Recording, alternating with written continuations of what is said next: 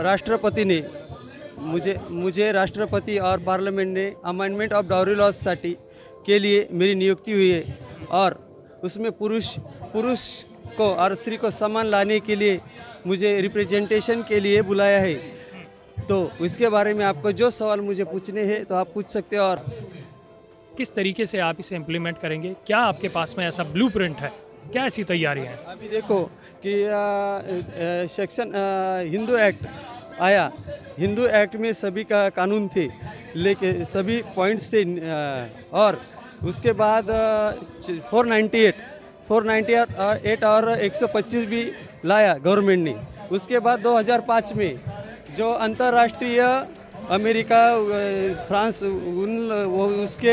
उसमें जो कानून है उसी के हिसाब से डीवी एक्ट लाया। डीवी एक्ट में क्या किया उन्होंने 498 सीआरपीसी 125 को कवर किया और उसमें जो सेक्शन है 18, 19, 20, 22, 24 तक। देखिए ये जो चीज़ें हैं मैं आपको बताना चाहूँगा, एक सेकंड, ये टेक्निकल चीज़ें हैं जो हमारे देश की न्यायालय समझ पाएगी। हम ये जानना चाहते हैं सीधी भाषा के अंदर, जो आम आदमी है जब ये कानून लागू कर देंगे, आप ये बना लेंगे, अगर आपके लिए कानून पास हो जाएगा तो एक आदमी जो प्रताड़ित होता है महिला के थ्रू, उसको कैसे न्याय मिल पाएगा? मिल पाएगा ना, जब अगर कोई लेडीज ने ड्यूटी के डाली अपने पति के खिलाफ, तो उसमें हम एलिगेशन लाने वाले हैं कि उस लेडीज को कम से कम 10 साल की सजा। आरोप लगाने वाली महिला को 10 साल की सजा होना चाहिए। बहुत बहुत शुक्रिया हमसे बात करने के लिए। जी आप एक सेकंड। मेरा ऐसा है कि मेरी जो बहू है वो न्यूजीलैंड में रहती थी, वो न्यूजीलैंड में आके हमारे खिलाफ केस कर दिया और कोर्ट को ये समझ नहीं आ रही, कोर्ट फैसला नहीं कर पा रही कि जितने भी केस उसने करे हैं वो यहाँ पे बनते ही नहीं हैं। कोर्ट आगे डेट पे डेट डालती जा रही है। मैं 70 साल का बूढ़ा आदमी परेशान है, मेरी वाइफ 65 साल की है। इसलिए पुरुष आयोग की जरूरत है। आप क्या कहना चाहते हैं? बताना चाहता हूँ कि हमने ये ब्लूप्रिंट ऑलरेडी एमपीज को पास ऑन किया है कि हम पुरुष आयोग कैसे बनाएंगे और पुरुष आयोग का इम्प्लीमेंटेशन कैसे। जवाब मिला उनसे? देखिए उन्होंने हमसे बिल मांगा कि आप एक बिल ड्राफ्ट बना के दीजिए। हमने उनको एक बिल ड्राफ्ट बना के दिया और हालांकि उन्होंने हमें कमिटमेंट किया था कि वो पार्लियामेंट में पेश किया जाएगा, बट वो पार्लियामेंट में पेश नहीं किया गया। तो हमारी मांग यही है कि उसको पार्लियामेंट में पेश किया जाए, क्योंकि जैसे ही वो इम्प्लीमेंट होगा, अगर पुरुष आयोग बनेगा तो पुरुषों के ऊपर हो रहे अत्याचार के ऊपर एक डेटा बनना तैयार होगा। आज की डेट में पुरुषों के ऊपर हो रहे अत्याचार पे कोई डेटा नहीं है, एनसीआरबी कोई डेटा नहीं बनाता है। अगर पुरुष आयोग बनेगा, एक डेटा बनेगा, हम पुरुषों की प्रॉब्लम्स को रिकॉग्नाइज करना शुरू करेंगे। हम उनके लिए बजट सिस्टम पास करेंगे, जैसे निर्भया कांड के लिए निर्भया फंड पास हुआ 1000 करोड़ का, ऐसे ही पुरुषों के ऊपर कोई ना कोई फंड पास होंगे और प्रोस्टेट कैंसर या पुरुषों के रिलेटेड जो भी प्रॉब्लम्स हैं, जो लॉज हैं, उनके लिए एक गवर्नमेंट मीटिंग्स बिठाएगी और लॉज पास करेगी। माना जाएगा कि सरकारी आंकड़ों के अंदर जो पुरुषों के ऊपर अत्याचार हो रहे हैं वो सब दर्ज होने लगेंगे। जी आपका क्या है? ऐसा है कि इलेक्शन में माननीय न्यायालय ने बोला कि आप जाति और धर्म के नाम पे वोट नहीं मांग सकते। तो अभी ये नया फंडा जो निकल के आया है, जेंडर वॉर क्रिएट करके gender discrimination, fake women environment के बोल करके वोटें वसूल करना। हम लोग बहुत सारे एमपीज एमएलए सबसे मिलते हैं। हमारी सबसे बड़ी खामियां क्या है कि एनसीडब्ल्यू होने के कारण, महिलाओं के कारण उनके पास उनका डेटा है, हमारे पास हमारा डेटा खुद का मेंस का डेटा नहीं है, स्पेसिफिक डेटा नहीं है। उस कारण क्या हो रहा है कि मेनका गांधी जी भी बोल रही है कि मेन सुसाइड नहीं होती। मेन सुसाइड नहीं होती है, तो जो सरकारी आंकड़े हैं वो शायद गलत हैं। नहीं, मेनका गांधी खुद ये बोल रही है that I don't believe that main suicide होती है। तो हमारी जो आंकड़े नहीं है उसके हम लोग प्रयास कर रहे हैं कि हम लोग थर्ड पार्टी को इन्वॉल्व करके डाटा कलेक्शन किया जाए मेंस के ऊपर। इससे क्या होगा कि हम लोग सुप्रीम कोर्ट और सब में हम लोग पीआईएल डाल सकेंगे। वो सेम बात कर रहे हैं जो अभी सरदार जी ने आपको बताई है। लेकिन मैं ये जानना चाह रहा हूँ कि आपके इस जो आप मांगे कर रहे हैं कि क्या महिलाएं भी हैं जो आपको समर्थन कर रही हैं? कोई महिलाएं भी हैं? अच्छा, आप महिलाएं, पुरुषों के लिए कानून बने, पुरुष आयोग बने, लेकिन महिला उसका समर्थन करे, ये कुछ अजीब सा लगता है।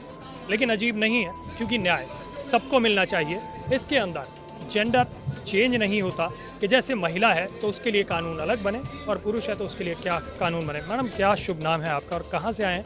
आप पुरुष आयोग को समर्थन कर रहे हैं, तो फिलहाल हम सबसे पहले बताना चाहेंगे अपने दर्शकों के लिए कि हम इस खबर को महिला विरोधी खबर नहीं साबित करना चाह रहे हैं, क्योंकि हमारे साथ महिला भी मौजूद है।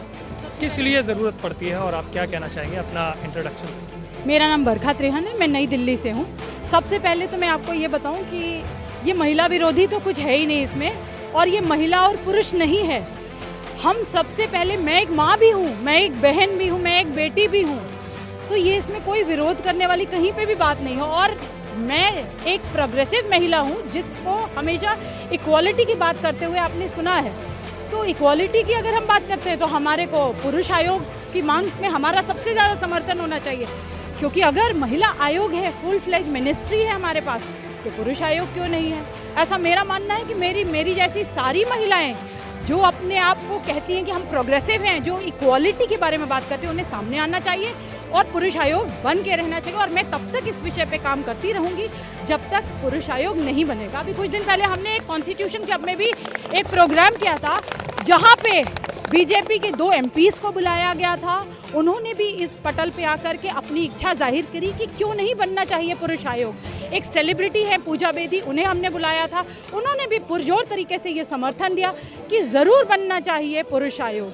लगातार मेरी आवाज़ इसलिए उठती आई है क्योंकि हमने देखा है कि हमारे देश में 50 कानून सिर्फ महिलाओं के लिए है, पुरुषों के लिए तो एक भी कानून नहीं है हमारे देश में। तो क्या हम सोचते हैं कि जो आधी आबादी है उसको कोई ज़रूरत नहीं है प्रोटेक्शन की? जबकि अगर आंकड़े देखे जाएं तो 90,000 से भी ज़्यादा पुरुष हर साल आत्महत्याएं कर रहे हैं। ये आत्महत्याएं की दर इतनी बढ़ती जा रही है, लेकिन किसी भी पॉलिटिकल पार्टी को ये आत्महत्याओं से कोई भी कंसर्न नहीं दिख रहा। शायद ये वोट बैंक नहीं। इसीलिए हम आज इकट्ठा हुए हैं कि जो पॉलिटिकल पार्टी इस मुद्दे को अपने मैनिफेस्टो में हमारे जो डिमांड्स हैं, हमारी डिमांड्स को लेगा, मेंस कमीशन बनवाएंगे, जेंडर न्यूट्रल्स बनाएंगे, हम उन्हीं को सपोर्ट करेंगे। जो पॉलिटिकल पार्टी हमारा एजेंडा को नहीं अपने मैनिफेस्टो में लेगी, that means no vote, simply no vote. और हम आज यहाँ इकट्ठा सिर्फ अपनी पूरे भारतवर्ष से मेरे भाई बहन यहाँ इकट्ठा हुए हैं।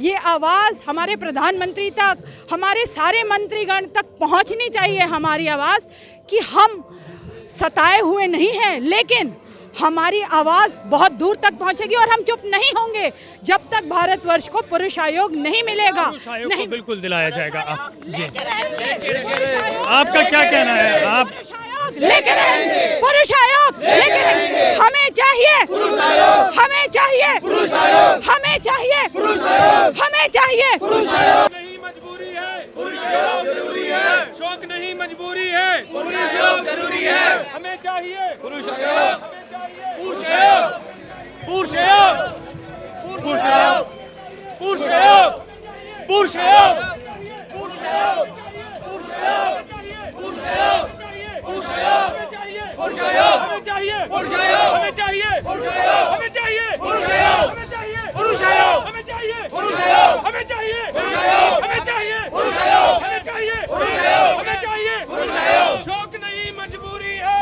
सत्याग्रह जरूरी है। शौक नहीं मजबूरी है, सत्याग्रह जरूरी है। शौक नहीं मजबूरी है, पुरुष आयोग जरूरी है। शौक नहीं मजबूरी है, पुरुष आयोग जरूरी है। शौक नहीं मजबूरी है, पुरुष आयोग जरूरी है। शौक नहीं मजबूरी है, पुरुष आयोग जरूरी है। शौक नहीं मजबूरी। क्यों ये सत्याग्रह जरूरी है? क्यों जरूरी है सत्याग्रह? इसलिए जरूरी है क्योंकि हमारे देश में हर आयु के लिए आयोग है। पुरुष आयोग ही नहीं है, महिला आयोग भी है, जानवरों के लिए भी आयोग है।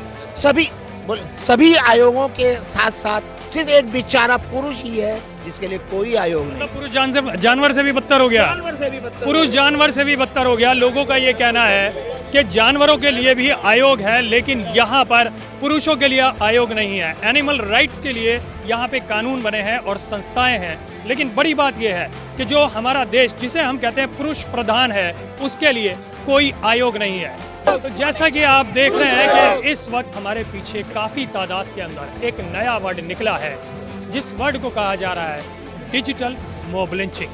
कि अगर किसी भी महिला के साथ में आज से काफ़ी वक्त पहले कोई घटना घटी है तो उस घटना को वो ट्विटर पर टैग करे या अपने सोशल मीडिया प्लेटफॉर्म पर डाले और इसके बाद सीधा जिस आदमी को उसने पॉइंट आउट किया है वो अपराधी बन जाता है। लेकिन उसके बावजूद भी हमारी देश के अंदर न्यायपालिका शायद अभी ये सोचने के अंदर असमर्थ है कि पुरुष आयोग की अभी हमारे भारत में ज़रूरत है। इसके आंकड़े कई और भी निकाले जा सकते हैं, लेकिन यहाँ पर ज़्यादातर लोगों का कहना यही था कि जब किसी पुरुष के साथ में अन्याय होता है तो उसे इंसाफ दिलाने में देरी क्यों। इसीलिए शायद पुरुष आयोग की ज़रूरत पड़ी है। देखना यह होगा कि आने वाली सरकार या मौजूदा सरकार क्या पुरुष आयोग को हरी झंडी देती है या फिर इसे एक बार फिर ठंडे बस्ते में डाल दिया जाता है। कैमरा पर्सन टी चौधरी के साथ में आसिफ खान, प्रोडक्शन 24 इंडिया के लिए, नई दिल्ली जंतर मंतर से।